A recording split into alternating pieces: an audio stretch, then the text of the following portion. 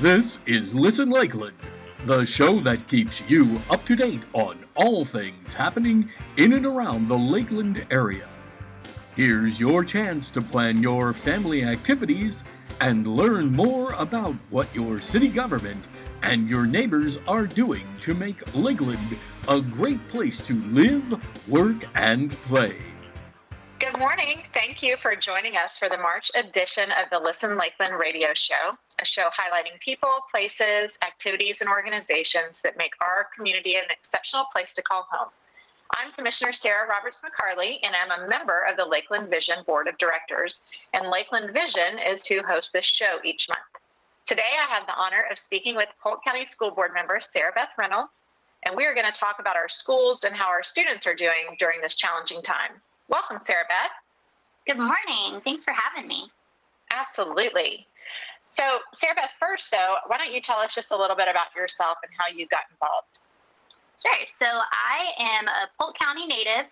I was born and raised in Winter Haven, went to all Polk County public schools, went off to the University of Florida, go Gators, came back with my degree in communications. I went to work for the Randy Roberts Foundation, where I was getting really involved with students, specifically with mentorship programs, scholarships. We took kids to Congressional Classroom, and started, as I'm talking with these students, started to realize there's a lot of red tape in education.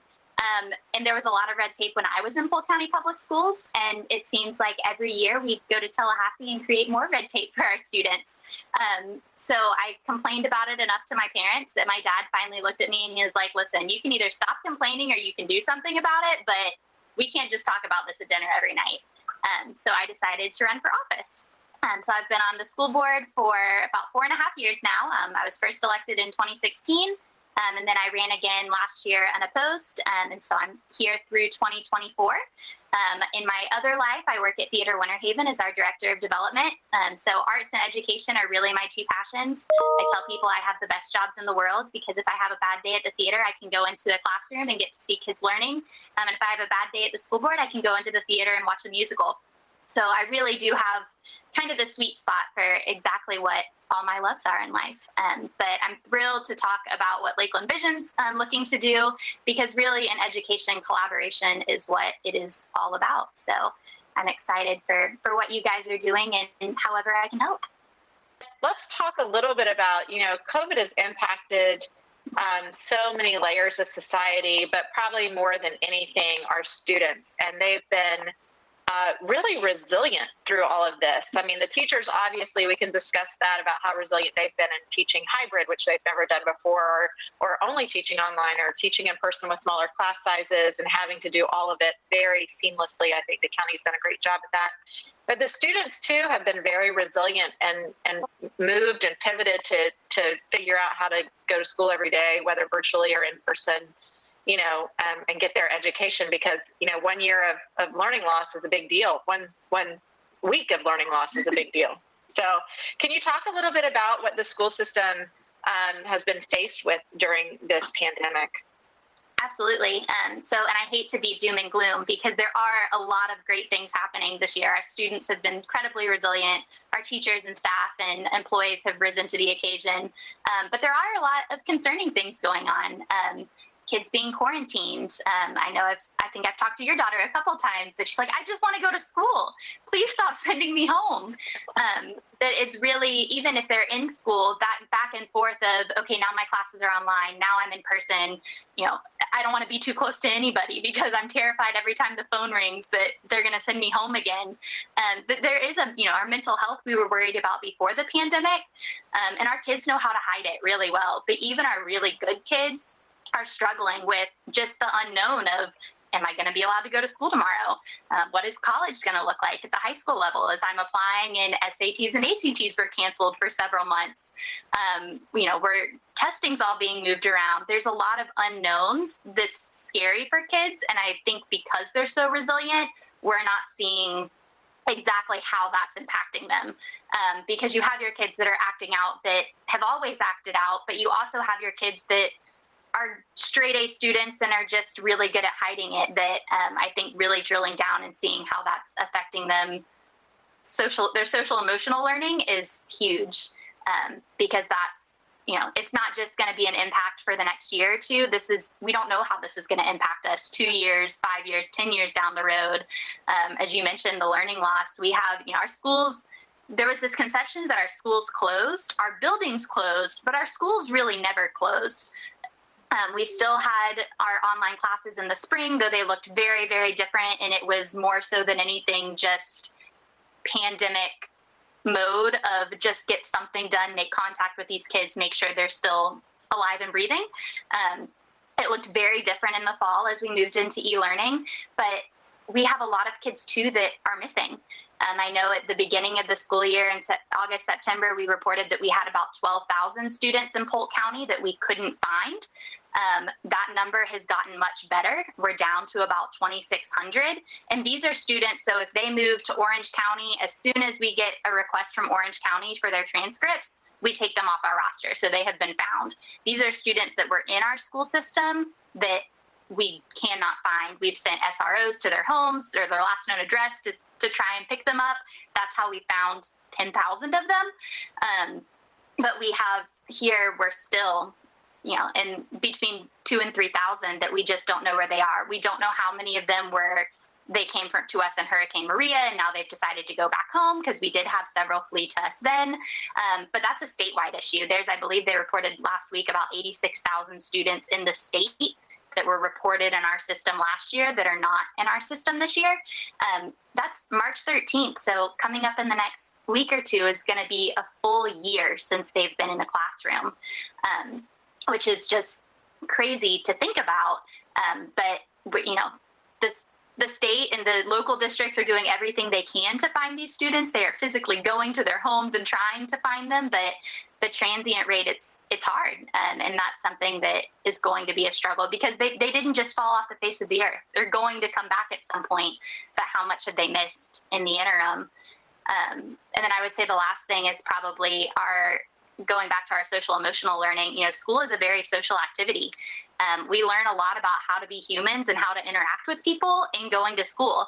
We learn how to share, everything you really need to know you learned in kindergarten, how to share, to wash your hands, how to be nice to people, what to do when somebody takes your toy, all of those things that with students virtually where they're not having the opportunity to interact with other students or other adults, what does that look like 5 or 10 years from now?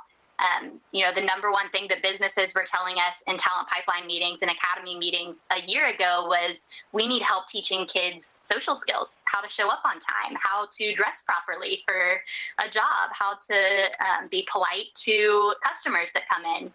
That doing that virtually, we really have to pivot and find ways that we can interact with those students and make sure that they're still engaging with other people and that we're not just raising a culture of hermits because we do need to we're social creatures. We need to be able to interact with people.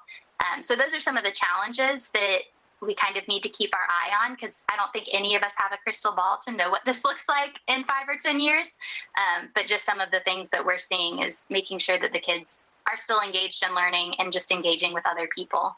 Tell us some of the things that we've learned in this pandemic or that you all at the district have learned that you can carry forward that might be beneficial for students and parents and teachers, actually. Absolutely. I think Zoom and virtual meetings is huge. We, of course, want to have a few principal meetings in person so that they can mingle in, because I think a lot of the magic happens not in the actual meeting, but just in the side conversations for any meeting, the asides and to your peers. But being able to, okay, there's an emergency and we need to have a meeting, can everybody hop on Zoom is huge. Parent-teacher conferences. I know my sister's a teacher in Lakeland, and she'll several days will stay until 6 or 7 o'clock because she needs to meet with a parent, and that parent doesn't get off work until 5:30 or 6. But being able to do a virtual call on their lunch break, or even in the evenings where once they're home is huge. And so I think we've added new opportunities for our parents and for our teachers to get involved. The way that we've pivoted things, I got to go to Harrison's show at the Silver Moon Drive-In last week, has just given our kids new opportunities. I know one of the students interviewed, she's like, I always thought I wanted to go into theater, but I really liked being in front of the camera. Like that's an avenue that I had never thought to pursue before. So it's opened up new opportunities for our students. At the beginning of COVID, we started to realize that there were several pockets of access issues, specifically with internet access. We could give kids computers, but they couldn't connect to them. They didn't know how to connect to them. So it's presented us with opportunities to meet a gap that we didn't know existed before March 13th, 2020. I know Polk Vision right now is doing Know and Grow sessions. They have 2 pilot schools, one at Crystal Lake and one at Inwood and Winter Haven. And they're actually bringing the parents in to teach them how to turn on the computer, how to sign up for Parent Portal and check your kids' grades, making sure that they know how to get involved in your child's life electronically.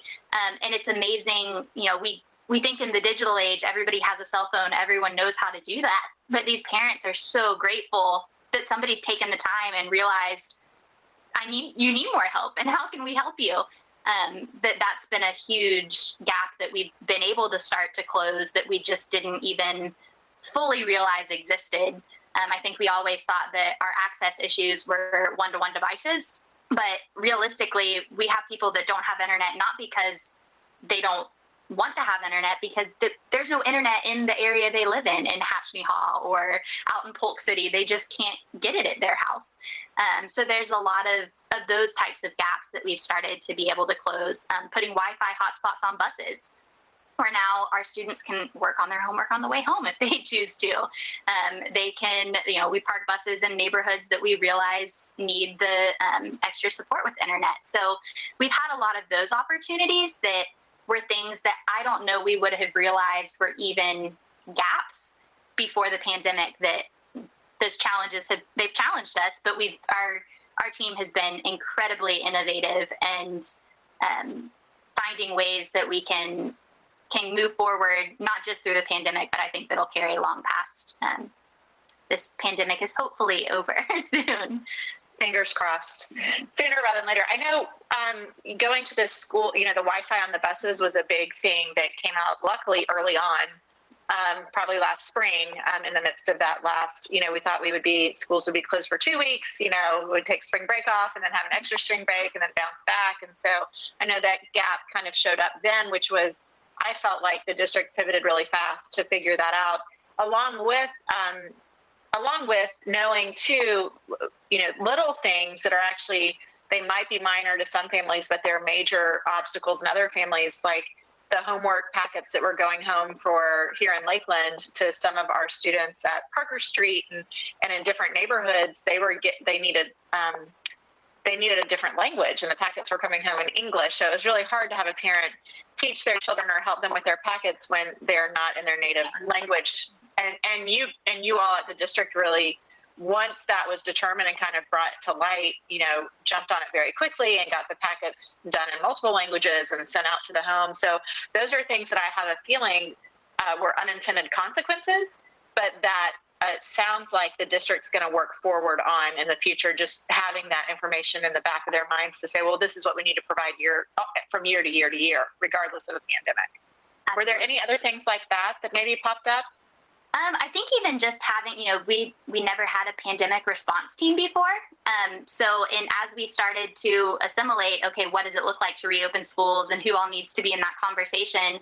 It seemed like every 2 or 3 days we were adding more names, because we would get into a conversation and realize, oh, we need this person in. Oh, we need this person in. Arts and athletics are really important in reopening schools, because that's very different than your general K-12 8 to 3 day. So I think there were several things like that popped up that now, we know in the future, if we have to shut down schools and reopen them, these are who need to be involved. We have to have the health department. We have to have these positions, which is helpful moving forward, because, we had our hurricane response team. This is not a hurricane. Though some days it felt like it. It's way longer than a hurricane. So just having things in place for, if we ever have to do this again, we have a playbook now at least of, it would look different probably for a future pandemic than it would for this one, but at least to have some of those key factors of these are the people that need to be at the table. But I think, like you mentioned, just the community, the conversation throughout, knowing that, Parker Street had a language barrier and needed help. I know not to pick on Parker Street, but he called me one day and was like, listen, we're sending food home to families, but our families don't necessarily all have full-size refrigerators to put a week's worth of food into their refrigerator. Like, can we keep some here? Could we do multiple day distributions? Which is just something that no one had thought of, was if we sent 3 gallons of milk home with this family of 7 children, that they may not have somewhere to put 3 gallons of milk. So lessons like that we've learned, that our district has been incredibly flexible. I don't know that any of our cabinet members have slept since March 13th of last year, because they are just answering calls, troubleshooting, and it's never no, we can't do that. It's a give me 24 hours, I'll figure it out. Like, we will make it happen. We did a feeding the Friday before Thanksgiving, which we have never done before. It was completely out, I think, at every site within 30 minutes, which was shocking to us. Which I know the head of that department was very discouraged, and oh my gosh, we let down so many people. But at the same time, we fed thousands of families that week that we just didn't realize that was a need. And we know now to plan more in advance that, okay, if we're going to do this, we need to be prepared for like 20,000 families as opposed to like 5,000 families. But so it's just lessons like that you don't know until you do it. That we've learned a lot of lessons, and I know that our team has them all written down, and okay, if we do this again, this is how we need to fix it. But it's been a lot of lessons and just troubleshooting and figuring out how to get to yes for what's best for our kids. I know even when I first came on the board, it was the first few schools I went to, I had to, I'm not scary. I'm 5'3". I don't have a ton of upper body strength.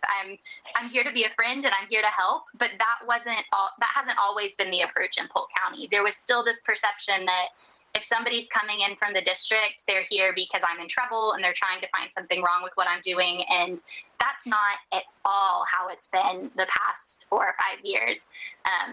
If there's somebody from the district, they're typically there to praise you. They're there to see what you're doing because you're doing something great and we want to share it. That it's just, there was a time when I think principals were a little bit afraid to have the community on their campus because, okay, what's going to get back and am I going to get in trouble for something? But just being able to have that relaxation and, okay, I can have volunteers on my campus and let them help. And they're really here to help has been a huge mental shift, I think, in our district-wide that has been, it's lifted us, that we have more opportunities because we're letting more people get involved, because it really does take a village. We can't do it alone. We need our community partners. And that I think has been a bright spot in the past few years in Polk County. I completely agree with that. I think Superintendent Byrd has really opened up just by her own relationships professionally. I know she has a great working relationship with the city of Lakeland and the mayor and all of us on the commission, as well as, different entities around our city. She's always willing to be a part or to have a discussion, or has really an open door policy that I think you're right. It's trickled down into the individual schools, and that's really important. So I always think about Polk County as a microcosm kind of the state of Florida. Our northeast sector is very, that's closer to Orlando, has a large immigrant population. It also has a lot of ties to the hospitality industry, and a lot of parents commuting in and out of Orlando and working up there. And then you have more agriculture down in the south end of the county with mosaic and then citrus and different things like that. And then you have Winter Haven Central, which is probably its own little microcosm of the county, a lot of different types of pockets and people, and they work really well together. And then Lakeland, too, is a bigger city. So you kind of have that. We're not by any stretch a metropolitan area, but we're a little bit bigger than most of the other 16 municipalities around the county. So are there trends that you kind of look at from a district perspective of saying what works well in different pockets of the county? Do you all look at that? And as that growth explodes up in the northeast sector, I know we have a new high school, Davenport High School, Go Broncos, is going to go in, and a lot of space up there where we need those enrollment numbers seem to be going up and up and up, even when we open a new school. So are there Are there things that the district's doing to sort of look at our global Polk County in a way that serves each part a certain way? Yeah, I think growth in general. Now it's hard to talk about in the pandemic because when we're missing students, we don't know where they're going to pop up. It makes it very difficult to plan for, okay, where are we going to need a new school? But growth in general has been huge. We have next year 2 new elementary schools opening, one in Mulberry, one in Davenport, and then the high school in Davenport as well.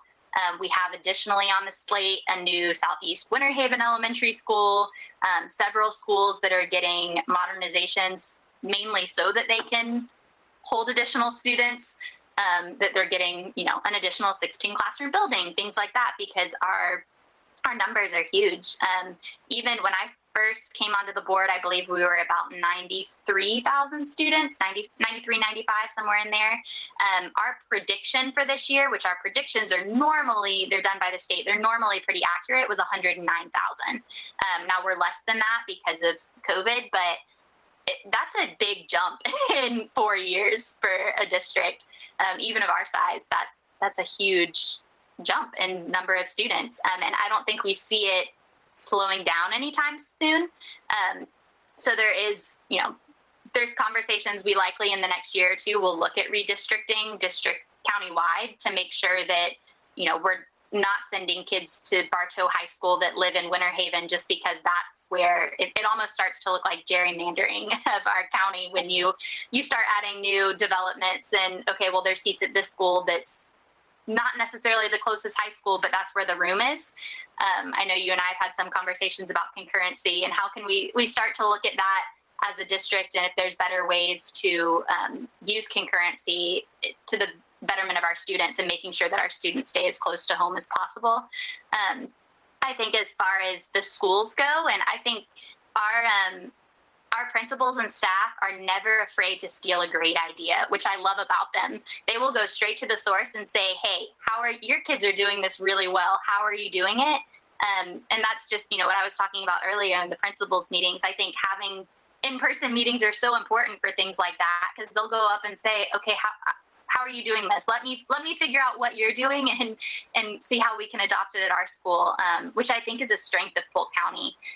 It's funny sitting in school board meetings talking to other board members from other districts that don't quite have the collaborative partnerships that Polk County does, that when I say things about, principals hanging out and getting ideas from each other, or even us working with, I'm like, oh, well, if I have a question about that and it's a sheriff's department question, then we call Grady Judd because he's our sheriff. And that's mind blowing to them that you would just call your sheriff to ask a question about something related to the sheriff's department. But the fact that district wide, we can really pick up the phone and call the person that has the answer. And everybody's very respectful of, these are all of our kids. They're not just your kids in Lakeland, that we're responsible for all of them and we want to help all of them.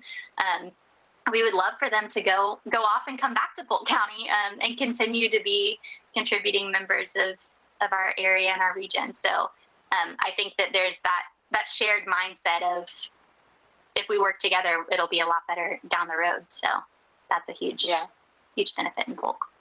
But what are some ways that big organizations can support the school system? Yeah, I think that's a great question. And I don't think people ask it enough. They'll say, okay, I don't know how to help, and just give up. Or they'll try really hard to help at a school that may not be as accepting of it and get a little bit frustrated. So I think probably some of the best ways to help first is if you don't, I know you know all of your schools, but if you're specifically if you're a business owner in the area, call the principal at your local school and just say, hey, can we set up a 20-minute Zoom call? I just want to introduce myself, let you know that if you need anything, I'm here. Is there anything that you need that I can help with? I know we had one principal one day say, I need 10 computers. And the company was getting ready to roll out their computers update their equipment. And they're like, well, it's older stuff, but they're 5 years old. We can wipe it and give it to you. And it was just that, there's a lot more process of getting it into the district. But that's a great resource of, it was just saying, oh, I need this, and oh, well, I actually have have that coming. So just asking your local principal, okay, what ways do your students need help?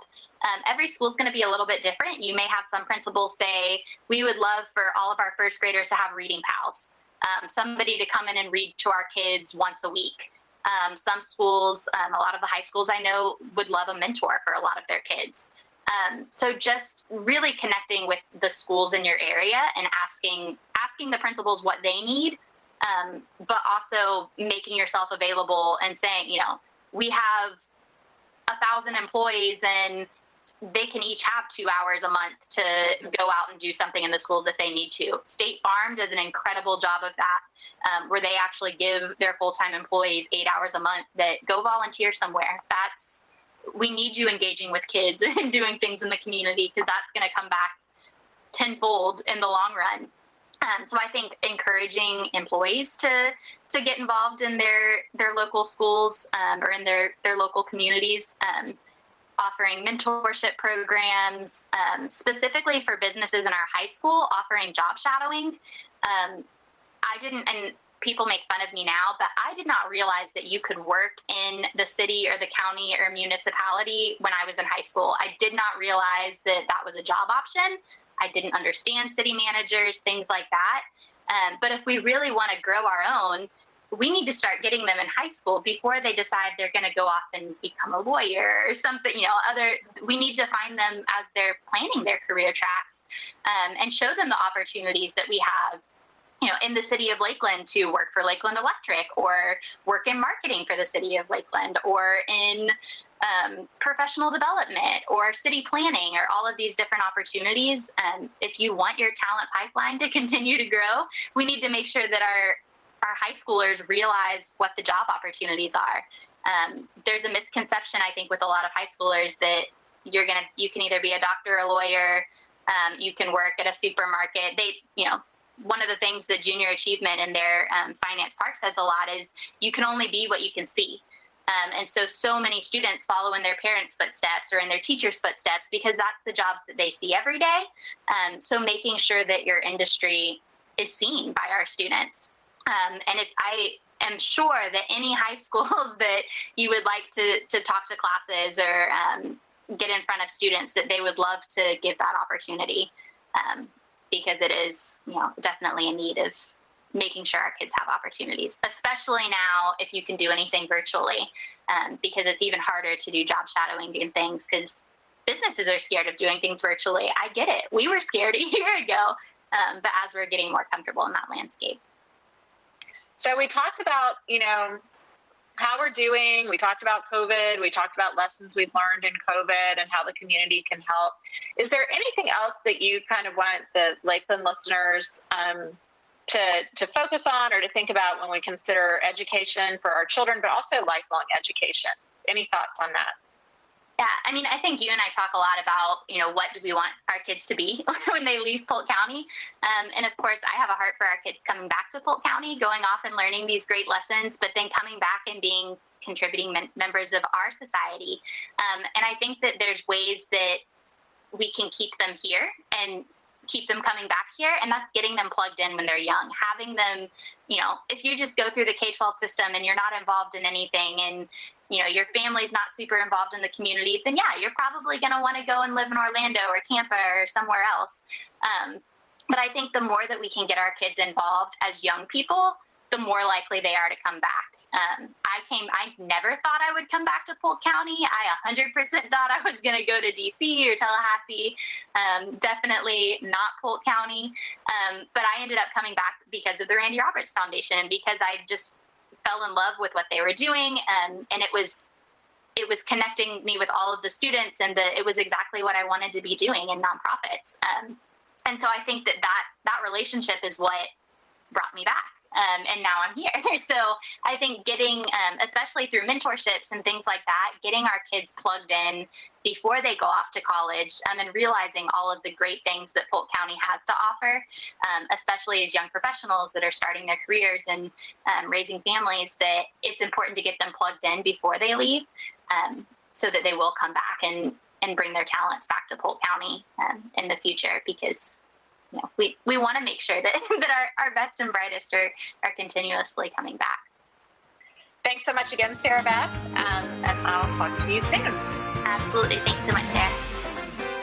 Listen Lakeland is brought to you as a collaborative project between Lakeland Vision, the City of Lakeland, and Polk Communications. Truly a community working together to provide an exceptional quality of life.